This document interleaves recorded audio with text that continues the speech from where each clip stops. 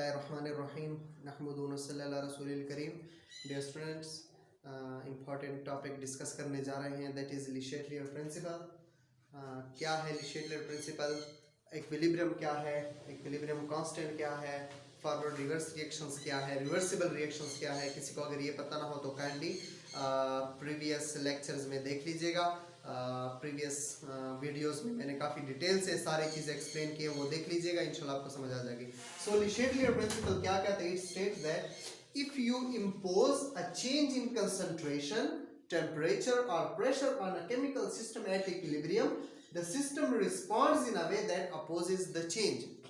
याद रखिए, कोई सिस्टम है वो इक्विलिब्रियम में है, ठीक है, फॉरवर्ड रिएक्शन हो रहा है, रिवर्स रिएक्शन हो रहा है, दोनों एट द सेम रेट हो रहे हैं, रिएक्टेंट्स रिएक्ट करके प्रोडक्ट बना रहे हैं, प्रोडक्ट रिएक्ट करके रिएक्टेंट्स बना रहे हैं, दोनों rate of reactions forward and reverse reactions दोनों के रेट सेम है, तो इक्विलिब्रियम में है। तो अगर उस इक्विलिब्रियम में हम चेंज करने की कोशिश करेंगे या उसकी कंसंट्रेशन में चेंज करने की कोशिश करेंगे, यानी रिएक्टेंट्स या प्रोडक्ट की कंसंट्रेशन, अमाउंट, तादाद, मिकदार उसमें चेंज करने की कोशिश करेंगे, उसको कम ज्यादा करेंगे, या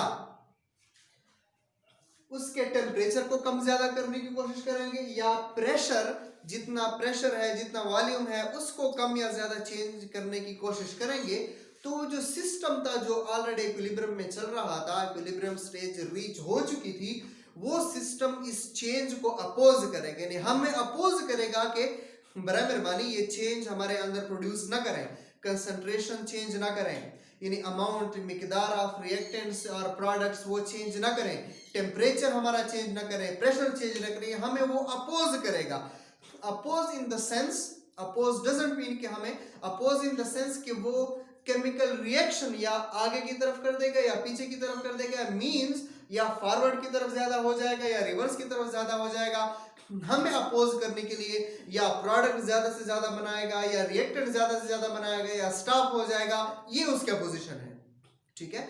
तो ली शेटलियर ने क्या कहा था कि जब हम किसी ऐसे सिस्टम जो कि केमिकल इक्विलिब्रियम में है, जिसमें इक्विलिब्रियम है, ठीक है, इक्विलिब्रियम है, इक्विलिब्रियम क्या होता है देख लीजिएगा, तो क्या कोई केमिकल सिस्टम है वो इक्विलिब्रियम में, अगर उसमें कोई चेंज करने की कोशिश करेंगे, उसकी कंसंट्रेशन यानी कंसंट्रेशन ऑफ रिएक्टेंट या प्रोडक्ट कम ज्यादा करने की कोशिश करेंगे, या उसका टेम्परेचर कम ज्यादा करने की कोशिश करेंगे, या उसका प्रेशर या वॉल्यूम कम ज्यादा करने की कोशिश करेंगे, तो वो सिस्टम एट इक्विलिब्रियम जो है इस चेंज को जो हम उसके अंदर करने जा रहे हैं उसको अपोज करेगा, उसकी मुजाहमत करेगा, मुखालफत करेगा। मुखालफत इन द सेंस कि वो रिएक्शन में रद्दबदल कर देगा, या फॉरवर्ड रिएक्शन इंक्रीज कर जाएगा या रिवर्स रिएक्शन इंक्रीज कर जाएगा, या प्रोडक्ट ज्यादा बना देगा या रिएक्टेंट ज्यादा बनाता चला जाएगा। इस प्रिंसिपल को हम ली शेटलियर प्रिंसिपल कहते हैं।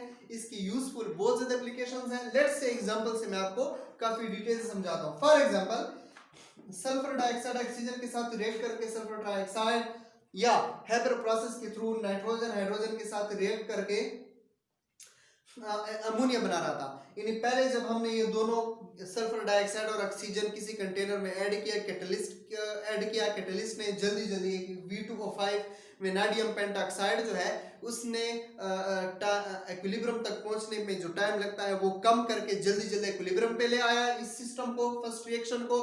अब इस इक्विलिब्रियम के नतीजे में ऑलमोस्ट 33%, ठीक है, या ऑलमोस्ट 40% सल्फर डाइऑक्साइड बन रहा था। सिमिलरली नाइट्रोजन हाइड्रोजन का हमने मिक्स किया, हमने आयरन कैटलिस्ट डाल दिया, टेम्परेचर मेंटेन किया, प्रेशर मेंटेन किया, तो कैटलिस्ट ने क्या कर इन दोनों को जल्दी रिएक्ट करा के इक्विलिब्रियम पर ये सिस्टम ले आया, ठीक है। तो ऑलमोस्ट 33% अमोनिया बन रहा था जब वो इक्विलिब्रियम में था, यानी ये रिएक्शन इक्विलिब्रियम के दौरान अमोनिया 33% प्रोड्यूस कर रहा था। तो ये तो इकोनॉमिकली अनफीजिबल है, ठीक है, फीजिबल नहीं है, हमारे लिए फायदेमंद नहीं है, क्योंकि हमें 100% अमोनिया चाहिए। जितना हमने नाइट्रोजन ऐड किया है, जितना हमने हाइड्रोजन ऐड किया, उसके बदले में हमें 100% प्योर अमोनिया चाहिए, लेकिन यहाँ पर 33% बन रहा है।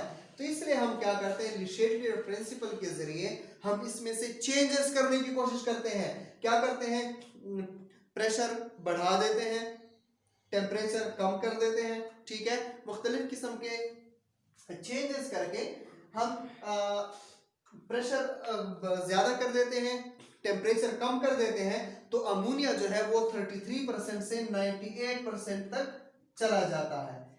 सही, यानी दोबारा देखें, नॉर्मल इक्विलिब्रियम में सिस्टम था, इक्विलिब्रियम हो रहा था, इजीली रिएक्शन हो रहा था, 33% अमोनिया बन रहा था, इतने टेम्परेचर पर, इतने प्रेशर पर। हमने उसमें चेंज करने की कोशिश की, टेम्परेचर कम करने की कोशिश की और प्रेशर बढ़ाने की कोशिश की। जब हमने टेम्परेचर कम कर दिया, प्रेशर बढ़ा दिया, तो इस रिएक्शन ने हमें अपोज किया, ठीक है। और किस सेंस में अपोज किया कि उसने अपोजिशन इस सेंस में दिखाई कि उसने अमोनिया की प्रोडक्शन इनहेंस कर दी। 33% पहले बना रहा था, हमें अपोज करने के लिए उसने अमोनिया की मिकदार 33% से उसकी कंसंट्रेशन 98% तक ले गया, ठीक है। यानी हमने जब अमोनिया पर प्रेशर बढ़ा दिया उस सिस्टम पे, टेम्परेचर उससे कम कर लिया, ठीक है, टेम्परेचर निकाल लिया, उसका टेम्परेचर काफी कम कर दिया, ठीक है, पहले 400 सेंटीग्रेड था, कम कर लिया। तो इस अमोनिया के जो इक्विलिब्रियम स्टेट था, इस सिस्टम का जो इक्विलिब्रियम था, उस सिस्टम ने हमारे इस चेंज को, प्रेशर बढ़ाने की चेंज को और टेम्परेचर कम करने की चेंज को अपोज करने के लिए अमोनिया की प्रोडक्शन इंक्रीज कर दी। अमोनिया 33% से 98% की प्रोडक्शन रेट तक चला गया। जैसे 98% हो गया, हमने फौरन प्रोडक्ट एक्सट्रैक्ट करके अमोनिया सेव कर लिया, क्योंकि हमें अमोनिया चाहिए था, ज्यादा से ज्यादा चाहिए था, ठीक है। So that was all about the Le Chatelier principle. यानी रिएक्शन पहले नॉर्मल हो रहा था, ठीक है, कम प्रोडक्ट बन रहा था क्योंकि रिवर्सिबल था जो प्रोडक्ट, क्योंकि हमारे पास है reversible, do not go to completion. अगर कंप्लीशन तक चला जाता फिर हमें Le Chatelier प्रिंसिपल की जरूरत ही ना पड़ती, क्योंकि कंप्लीशन तक नहीं जा रहा, ठीक है। जैसी अमोनिया बनता है तो फिर अमोनिया दोबारा स्प्लिट होकर दोबारा आपस में रिएक्ट करके नाइट्रोजन हाइड्रोजन दोबारा बना देता है, ठीक है। तो जस्ट 33% हो रहा था, मिल रहा था हमें प्रोडक्ट, लेकिन हमें 98% चाहिए था, इसलिए हमने Le Chatelier प्रिंसिपल को यूज करके उसमें चेंजेस की, प्रेशर बढ़ा दिया, टेम्परेचर कम कर दिया, तो उसकी प्रोडक्शन 33% से 98% तक इंक्रीज हो गई। सो ये था Le Chatelier principle, Le Chatelier principle की एप्लीकेशंस। तो इंशाल्लाह उम्मीद आपको समझ आ गई होगी। कोई कंफ्यूजन हो तो कमेंट पे मुझे बता दीजिएगा। तो इंशाल्लाह नेक्स्ट लेक्चर में हम नेक्स्ट चैप्टर डिस्कस करेंगे, स्टार्ट करेंगे। तो तब तक के लिए अपना ख्याल रखिएगा। अल्लाह हाफिज़।